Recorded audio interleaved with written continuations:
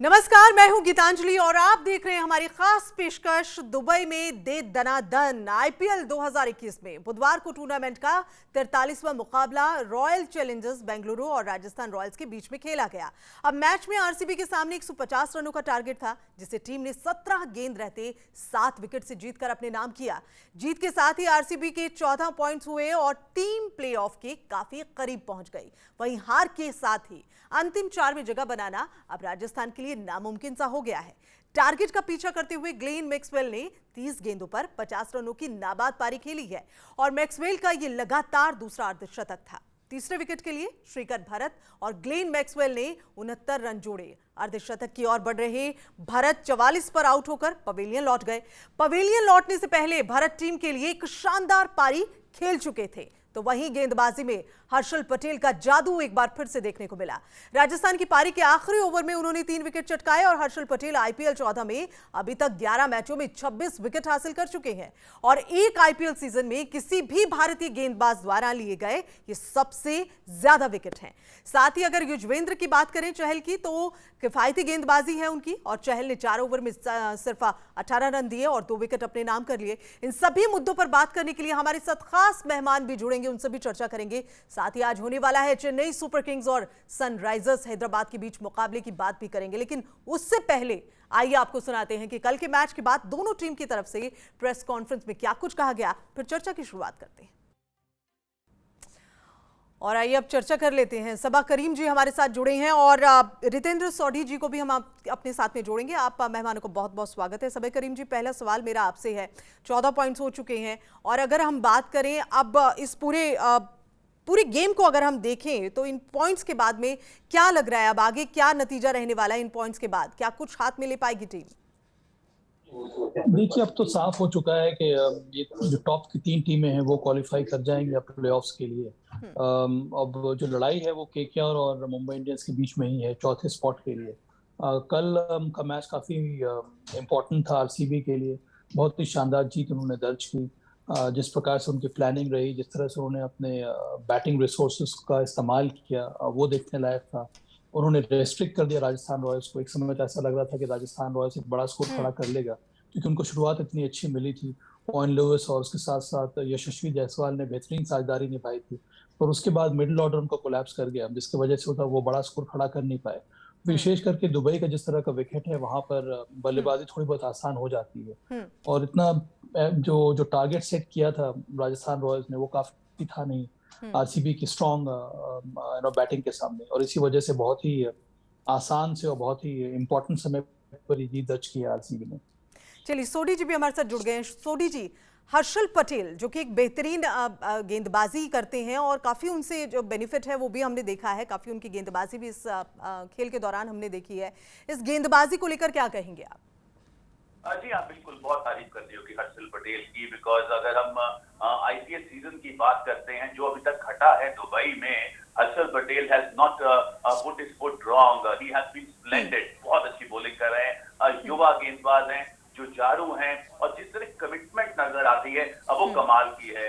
तो जिस तरह कल जीत दर्ज की है आरसीबी ने, बहुत काबिले तारीफ, क्योंकि आरसीबी की अक्सर बात होती थी कि ये टीम विराट कोहली पे बहुत ज्यादा निर्भर करती है, लेकिन अब ये टीम एज कलेक्टिव यूनिट खेल रही है। अच्छी बॉलिंग हो रही है, बल्लेबाजी अच्छी हो रही है, और ग्लेन मैक्सवेल जिनका पिछला सीजन बहुत अच्छा नहीं गया था, उनको टीम ने रिलीज कर दिया था अगर हम पंजाब किंग्स की बात करते हैं, लेकिन उसके बाद मैक्सवेल जैसे आरसीबी में आए हैं और जैसे अब फॉर्म को पकड़ा है, ये बहुत अच्छे संकेत हैं। और विराट कोहली अब जानते हैं कि उनके पास बड़ा मौका है, अगर टॉप 4 में अच्छा करे तो आईपीएल जीतने का। तो आई एम श्योर दैट यहाँ पे RCB is one of the favourite to win IPL. जाहिर तौर पर। चलिए, गेंदबाजी की यहाँ पर बात हो रही है, बल्लेबाजी की भी हम बात करेंगे, लेकिन फिलहाल अगर हम राजस्थान रॉयल्स की बात करें, खासतौर पर सबा जी कैसे देख रहे हैं प्लेऑफ में आगे? क्या कुछ अब लगता है कुछ आसार बचे हुए हैं, क्योंकि थोड़ा मुश्किल है? मुश्किल ही नहीं, मुझे लगता है एक प्रकार से नामुमकिन हो गया है राजस्थान रॉयल्स के लिए, क्योंकि 11 मैच वो खेल चुके हैं, उन्होंने पॉइंट्स इकट्ठा किए नहीं। अब उनके पास सिर्फ 3 मैच बचे हुए हैं। 3 मैच अगर वो जीत भी लेते हैं तब भी उनके पॉइंट्स उतने ज्यादा होंगे नहीं। देखिए, राजस्थान के साथ समस्या ये रही है कि उनके जो मैच विनर्स थे वो इस समय इंजर्ड हो गए हैं। ना बेन स्टोक्स है, ना जॉस बटलर है, ना जोफ्रा आर्चर है। उनके जगह पर जिन खिलाड़ियों को खिलाया जा रहा है उनका प्रदर्शन उतना अच्छा हो नहीं रहा है। हालांकि कल के मैच में ओवन लुइस ने अच्छी बल्लेबाजी की, लियाम लिविंगस्टन जो बेहतरीन बल्लेबाजी करते हैं, उन्होंने रन बनाए नहीं इस साल। सब कुछ आकर फंस जा रहा है संजू सैमसन के ऊपर। और संजू सैमसन हालांकि बहुत ज्यादा प्रोलिफिक इस साल रहे हैं, पर कल उनका एक बार विकेट गिर गया, उसके बाद कोई मिडिल ऑर्डर में था नहीं जो साझेदारी निभाए और एक बड़ा स्कोर खड़ा करे राजस्थान रॉयल्स के लिए। उसके साथ साथ उनकी गेंदबाजी, मुझे लग रहा है उनके पास कोई भी टॉप क्वालिटी स्पिन गेंदबाज है नहीं जो मिडिल ओवर्स में आकर उनके लिए विकेट ले, और इसी वजह से वो चारों के चारों पेस बॉलर के साथ खेल रहे हैं, जिनका फायदा उनको उतना ज्यादा हो नहीं पा रहा है।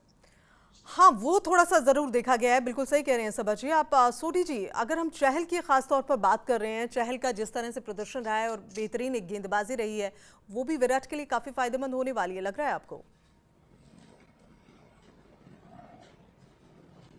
जी हाँ, बिल्कुल। मुझे लगता है युजवेंद्र चहल एक ऐसे प्लेयर हैं जो बहुत अनफॉर्चुनेट हैं। उनको T20 वर्ल्ड कप टीम में होना चाहिए था। बहुत महारत रखते हैं, प्रूवन मैच विनर हैं, फंसे मैच उनको जिताना आता है, एयर में अच्छा स्लो बॉल करते हैं, बहुत डिसेप्टिव हैं। तो जिस तरह की फॉर्म आईपीएल में दिखाई है, तो विराट कोहली जरूर सोच रहे होंगे कि ये मेरी टीम में क्यों नहीं है जिन्होंने T20 वर्ल्ड कप जाना है।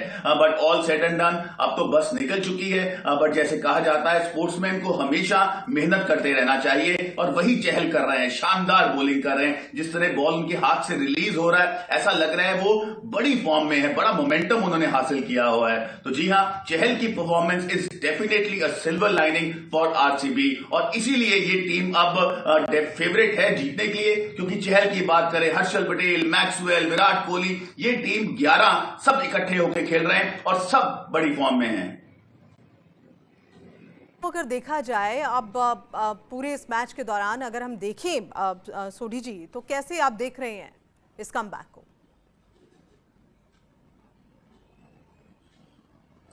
देखिए, मैं यहाँ पे यही कहना चाहूंगा कि आरसीबी की अगर बात करें, कल बड़ी जीत दर्ज की है। राजस्थान, जैसे अभी साबा भाई ने बोला, they are down and out, उनका चांस अब बहुत कम हो गया है। और संजू सैमसन पे वो बहुत निर्भर कर रहे थे, लेकिन आप एक प्लेयर के साथ बड़े मैच नहीं जीत सकते हैं। बट कॉन्ट्रेरी अगर हम आरसीबी की बात करते हैं, ये टीम अब सब लोग इकट्ठे खेल रहे हैं। विराट कोहली ने जिस तरह कप्तानी की है, जिस तरह आके उनके खुद के पैर चल रहे हैं, अच्छी फॉर्म में नजर आ रहे हैं। बहुत अच्छा स्टार्ट कल भी विराट ने दिया है।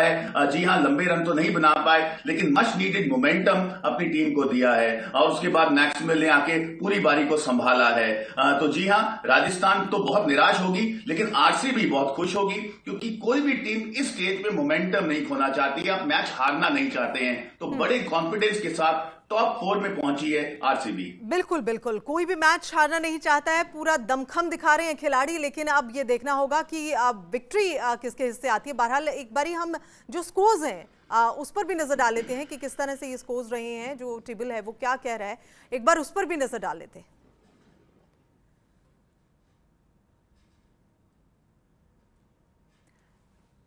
तो चेन्नई मैच 10 जीते हैं 8, हारे हैं 2, और किस तरह से उनका स्कोर रहा है ये खुद ही अपने आप में बताने के लिए काफी है कि क्या उनका प्रदर्शन रहा है। और दूसरे नंबर पर दिल्ली, तीसरे में बेंगलोर ने किस तरह का प्रदर्शन किया है, ये इनका स्कोर बता रहा है। कोलकाता चौथे नंबर पर, मुंबई 5वें पर और पंजाब 6ठे नंबर पर। वहीं राजस्थान रॉयल्स, जिसकी हम लगातार बात कर रहे हैं। सोडी जी, ये पॉइंट्स देखकर क्या लग रहा है कि जो 3 टीमें हैं, क्या वो फिक्स नजर आ रही हैं, और वो कौन सी? जी हाँ, बिल्कुल। 3 टीमें तो यहाँ पे लगभग ऐसा लग रहा है वो क्वालिफाई कर चुकी हैं। बहुत अच्छी क्रिकेट खेली है, बहुत महारत दिखाई है। और यहाँ पे हमें गीतांजलि समझना होगा कि ये जो लेग थी दुबई की, यहाँ पे आपको फिर से आपको स्टार्ट करना था। केकेआर बहुत अच्छा नहीं खेली अगर हम भारत की लेग की बात करते हैं, लेकिन दुबई में आके उनके प्लेयर्स ने फॉर्म हासिल किया है। लेकिन अगर हम आरसीबी की बात करें, they have been splendid. Delhi की बात करें, बहुत शानदार क्रिकेट खेली है। तो अब जो चौथे पोजीशन की लड़ाई बिल्कुल जारी है। KKR they are inching towards top 4, उनको अच्छी क्रिकेट खेलनी होगी। बट अगर हम टॉप 4 की बात करते हैं, जो वेल डिजर्विंग टॉप 4 हैं, हमें अब मिलने वाले हैं। और टॉप 4 में पहुंचना कतई आसान नहीं होता है। आपको 2-3 महीने कंसिस्टेंट अच्छी क्रिकेट खेलनी पड़ती है। 11 के 11 लड़कों को अच्छा करना पड़ता है, बहुत जोर लगता है, टीम मैनेजमेंट का बहुत प्लानिंग होती है। तो उसके बाद टॉप 4 उभर के आते हैं। तो जी हाँ, टॉप 3 तो अब लगभग पक्का लग रहे हैं, तो उनको मुबारकबाद। बिल्कुल बिल्कुल सोढ़ी जी, बिल्कुल सही कह रहे हैं आप। बहुत मेहनत लगती है और पूरा मैनेजमेंट के हिसाब से इसको जो है खेल के मैदान में उतरकर और फिर पूरी तरह से मैनेज होता है खेल। आप सभा जी, आप कैसे देख रहे हैं ये पॉइंट्स? अभी आपने देखे हैं, अगर 3 टीमों की हम बात करते हैं तो किन्हें आप देख रहे हैं? जैसा कि सोढ़ी ने कहा, ये 3 टीम तो एक तरह से पक्की हो गई हैं इस समय। सीएसके हैं, दिल्ली कैपिटल्स हैं और आरसीबी हैं। अब जो लड़ाई है वो चौथे स्पॉट की ही है और उसमें भी मुझे लगता है कि केके और मुंबई इंडियंस के पास मौका है अभी भी क्वालिफाई करने का। तो अब जो ये अंतिम चरण आ रहा है आईपीएल के दूसरे लेग का, और यहाँ पर बहुत ही दिलचस्प होने वाला है। ये जितने सारे मुकाबले अब सामने आने वाले हैं, मुझे लगता है कि बहुत ही कॉम्पिटिटिव रहा है ये सेकेंड लेग आईपीएल का। कई ऐसी टीमें जिन्होंने देर कर दी है रिकवर करने में सेकेंड लेग में, उनका चांस यहाँ से ख़त्म सा हो गया है। पंजाब किंग्स की बात करें, राजस्थान रॉयल्स की बात करें, सनराइजर्स तो ऐसे भी बाहर हो गए। तो मुझे लगता है ये कठिन दौर जो है वो अभी भी चल रहा है इन सब टीमों के लिए। बिल्कुल बिल्कुल बिल्कुल। पर ये जो 2 या 3 टीमों का मैंने नाम लिया है, ये 3 टीम मुझे लग रहा है कि वो एक तरह से क्वालिफाई कर गई और अब जो लड़ाई है वो चौथे स्पॉट की ही है। बिल्कुल बिल्कुल सही कह रहे हैं आप सभा जी। और सोढ़ी जी के साथ आइए, अब हम एमपीएल की एक टीम ज़रा है वो भी डिसाइड कर लेते हैं कि वो कैसे बनेगी। सोढ़ी जी, आपके हिसाब से ज़रा थोड़ा सा आप इस पर नज़र डालते हुए बताएं कि किस हिसाब से ये टीम तैयार होगी।